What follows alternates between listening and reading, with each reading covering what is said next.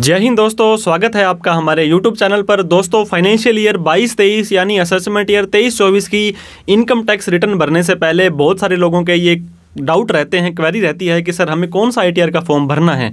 आपको पता होगा ITR 1 से लेकर के ITR 7 तक 1 2 3 4 5 6 7 होता है और आपकी इनकम के हिसाब से, आपकी एज के हिसाब से, आपके रेजिडेंशियल स्टेटस के हिसाब से आपको ये ITR के फॉर्म सेलेक्ट करने पड़ते हैं।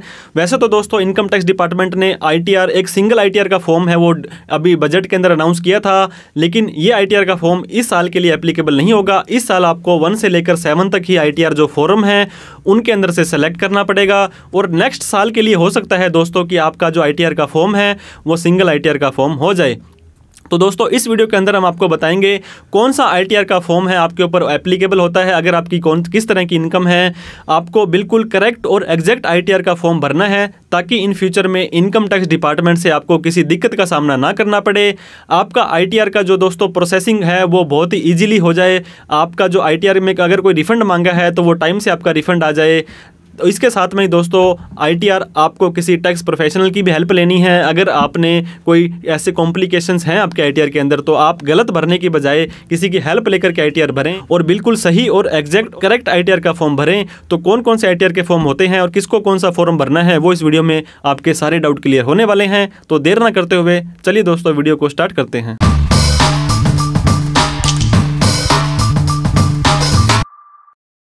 ITR भरने से पहले दोस्तों आपको एग्जैक्ट और करेक्ट ITR का फॉर्म भी सिलेक्ट करना ज़रूरी होता है ताकि आपको इनकम टैक्स डिपार्टमेंट से किसी भी तरह की दिक्कतों का सामना ना करना पड़े। दोस्तों 1 फरवरी को जो बजट अनाउंस हुआ था, बजट 2023 जिसे बोलते हैं, जो कि फाइनेंशियल ईयर 23-24 के लिए था, असेसमेंट ईयर 24-25 के लिए था, वहाँ पर दोस्तों एक कॉमन ITR की बात इन्होंने की थी कि आपको एक ही ITR का फॉर्म दे देंगे, उसके अंदर ही आप अपने सेलेक्ट कर लीजिए। 1 2 3 4 5 6 7 तक आपको अलग से सेलेक्ट करने की ज़रूरत नहीं है।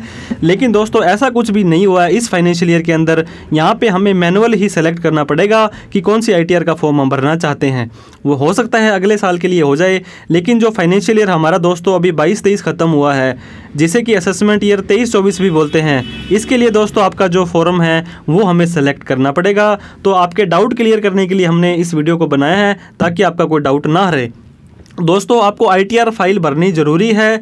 अगर आपकी ग्रॉस टोटल इनकम कोई भी छूट लेने से पहले, ATC, ATD वगैरह की छूट लेने से पहले 2.5 लाख रुपए तक है, अगर आपकी एज 60 साल है, 3 लाख तक है 60 से 80 है, 5 लाख तक अगर आप 80 साल से ज़्यादा हैं दोस्तों, तो आपको ITR फाइलिंग करनी ही करनी पड़ेगी। लेकिन कौन सी ITR फाइल करनी है ये दोस्तों आपको पता होगा। ITR के अंदर इनकम शो करनी है, फाइनेंशियल ईयर 22-23, असेसमेंट ईयर 23-24, तो हमें करेक्ट ITR का फॉर्म सेलेक्ट करना है। ITR के फॉर्म दोस्तों ITR 1 2 3 4 5 6 7 होता है। तो 7 तरह की फॉर्म्स में आपको कौन सा सेलेक्ट करना है ये डिपेंड करता है आपके नेचर ऑफ इनकम के ऊपर। नेचर ऑफ इनकम दोस्तों 5 तरह के से आप इनकम कमा सकते हैं। Income from salary, income from house property यानी किराए की इनकम, कैपिटल गेन अगर आपने कोई शेयर मार्केट के अंदर ट्रांजैक्शन किया, अगर आपने कोई प्रॉपर्टी बेची, PGBP अगर आप बिजनेस या प्रोफेशन करते हैं, इसके अलावा कोई भी सोर्स होगा दोस्तों वो अदर सोर्स के अंदर आपका चला जाएगा। तो अब हम बात कर लेते हैं दोस्तों ITR 1 की। सबसे ज़्यादा भरे जाने वाला फॉर्म है ITR 1 है। इसे दोस्तों सहज फॉर्म भी बोलते हैं। अगर आप एक रेजिडेंट इंडिविजुअल हो और आपकी इनकम है सैलरी से या पेंशन से, अगर आपके पास एक हाउस प्रॉपर्टी है, चाहे सेल्फ ऑक्यूपाइड है चाहे लेट आउट है, उसकी आप छूट लेना चाहते हैं या उसकी इनकम दिखाते हैं, तो अगर आपकी अदर सोर्स की इनकम है दोस्तों, पार्ट टाइम इनकम है, FD की इनकम है, स्पेशल इनकम नहीं होनी चाहिए। स्पेशल इनकम क्या होती है वो हम डिस्कस करेंगे। अगर आपकी एग्रीकल्चर इनकम 5,000 रुपये तक है दोस्तों, बहुत ही कम लिमिट रखी गई है ये, तो आप ITR 1 फॉर्म भर सकते हैं। ITR 1 फॉर्म कौन नहीं भर सकता है दोस्तों? अगर ये सारी की सारी इनकम आपकी ITR 1 वाली सारी की सारी इनकम है, लेकिन आपकी इनकम मिलाकर के 50 लाख से ज़्यादा चली जाती है, तो ITR 1 आप नहीं भर सकते हैं। एग्रीकल्चर इनकम मैंने बताया था 5,000 से ज़्यादा है तो ITR 1 नहीं भर सकते हैं।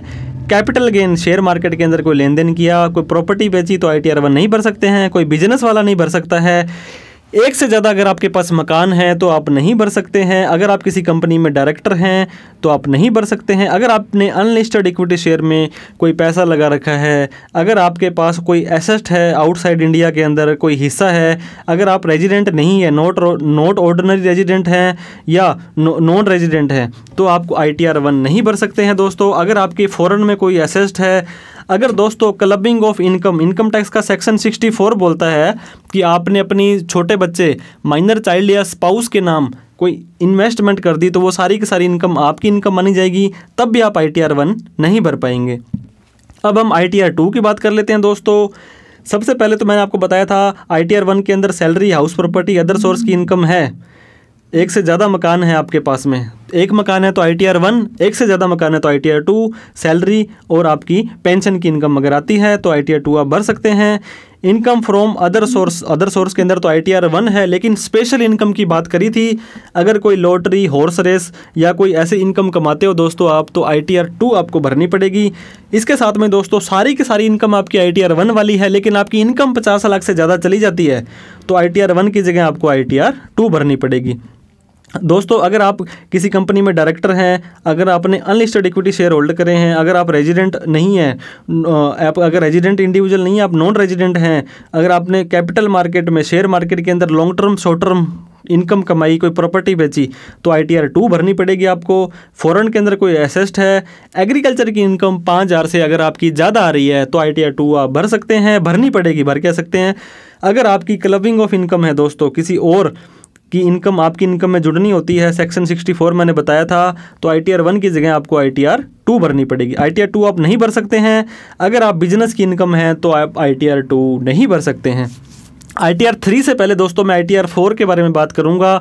ये प्रिजम्पटिव टैक्सेशन की बात करता है। उक्का मुक्का बोलते हैं ना, जिसे कि भाई इतने रुपए में इतना टैक्स दे दे और बात खत्म कर। तो दोस्तों अगर आप इंडिविजुअल हैं, HUF हैं, पार्टनरशिप फर्म हैं, लेकिन LLP के लिए ITR 4 एप्लीकेबल नहीं है, तो दोस्तों आपको अपने इनकम का एक फिक्स परसेंटेज, अगर आप अपनी सेल या सर्विस का, अगर आप सेल करते हो सारी की सारी ऑनलाइन तो उसका 6%, और कैश में करते हो तो 8%, अगर आप सर्विस देते हो तो उसका 50% आप डायरेक्ट ही आप अपनी जो सेल दिखा दीजिए।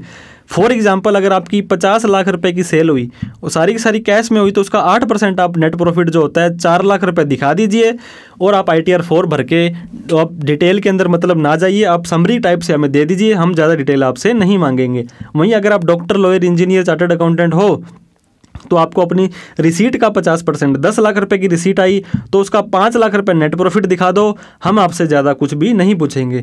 तो इसके अलावा ITR 4 में सैलरी, अदर सोर्स की इनकम, हाउस प्रॉपर्टी की इनकम, ये सारी की सारी आप यहाँ पे ले सकते हैं। दोस्तों अगर आपकी सेल 2 करोड़ से ज़्यादा है तो आप ITR 4 नहीं भर सकते हैं, फिर आपको ITR 3 भरनी पड़ेगी। ITR 3 के अंदर मैंने आपको बता दिया, अगर आप ITR 4 के लिए एलिजिबल नहीं हैं और आपकी बिजनेस या प्रोफेशन की इनकम है तो आपको ITR 3 भरनी पड़ेगी। अगर आप किसी कंपनी में डायरेक्टर हैं और बिजनेस भी करते हैं, अगर आपके पास अनलिस्टेड इक्विटी शेयर के अंदर इन्वेस्टमेंट है, अगर रिटर्न में भी include income from house property, salary, pension और अदर सोर्स। दोस्तों अगर आप किसी फर्म के अंदर पार्टनर हैं, LLP के अंदर पार्टनर हैं, तो भी ITR 3 जाएगी। अगर टैक्स ऑडिट होती है, मैंने आपको बताया 1 करोड़ से ज़्यादा सेल, 50 लाख से ज़्यादा की सर्विस करते हैं तो ऑडिट होगी आपकी। ऑडिट के बाद में जो उसका ITR जाएगा वो ITR 3 जाएगा। ITR 5 के अंदर दोस्तों LLP, पार्टनरशिप फर्म जाएगी, AOP, BOI, partnership firm, business trust और आर्टिफिशियल जुरिस्डिक्शन पर्सन जाएगा। ITR 5 से मैं वापस आपको एक बार ITR 3 में लेके जाऊं। अगर दोस्तों आप फ्यूचर एंड ऑप्शन में ट्रेड करते हैं, अगर आप इंट्राडे के अंदर ट्रेड करते हैं दोस्तों, तो आपको पता होगा ये बिजनेस इनकम मानी जाती है और बिजनेस इनकम के लिए आपकी ITR 3 जाएगी। आपको इसमें कन्फ्यूज नहीं होना है। ITR 5 दोस्तों मैंने आपको बता दिया। ITR 6 अगर आप एक कंपनी हैं, चाहे पब्लिक लिमिटेड है, चाहे प्राइवेट लिमिटेड है, चाहे 1 पर्सन कंपनी है, तो आपको ITR 6 भरनी है।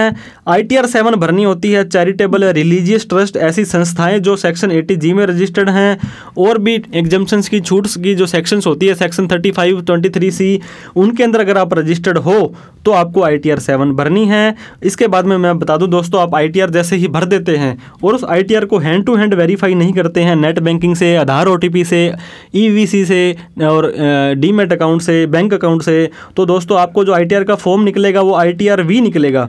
ITR 1, 2, 3, 4, 5, 6 जो भी ITR फॉर्म बनेंगे तो ITR V बोलेंगे, लेकिन जब तक वो एक्नॉलेजमेंट नहीं बन जाएगा, जब तक आप उसको वेरीफाई नहीं करेंगे, तो ITR भरने के बाद उसको 30 दिनों के अंदर अंदर within 30 day you have to verify that ITR, तभी आपकी ITR वो वैलिड मानी जाएगी, नहीं तो आपकी ITR वो इनवैलिड हो जाएगी और ऐसा माना जाएगा कि आपने कभी ITR भरी ही नहीं है। और दोस्तों अगर मान लो 30 दिन के बाद आप अपने ITR वेरीफाई करते हो तो जिस दिन आप ITR वेरीफाई करोगे ये माना जाएगा कि आपने उसी दिन ही ITR भरी थी। तो इस तरह से दोस्तों आपको ITR भरने से पहले आपका एग्जैक्ट और एक्यूरेट ITR का फॉर्म सेलेक्ट कर लेना है। वीडियो अच्छी लगी हो तो लाइक करें, अभी तक सब्सक्राइब नहीं किया तो सब्सक्राइब जरूर कर दें दोस्तों, क्योंकि फ्री ऑफ कॉस्ट है ये, कोई चार्ज आपका नहीं लगता है और हमारा हौसला बढ़ जाता है। कोई आपका क्वेरी डाउट रह जाती है दोस्तों ITR फॉर्म से रिलेटेड तो हमें कमेंट करके आप बताइए, हम उसका कोशिश करेंगे कि रिप्लाई करें। और इस वीडियो को उन सभी लोगों में शेयर करें जो चाहते हैं कि कौन सा ITR का फॉर्म मुझे भरना है। और थैंक यू सो मच दोस्तों, जय हिंद जय भारत।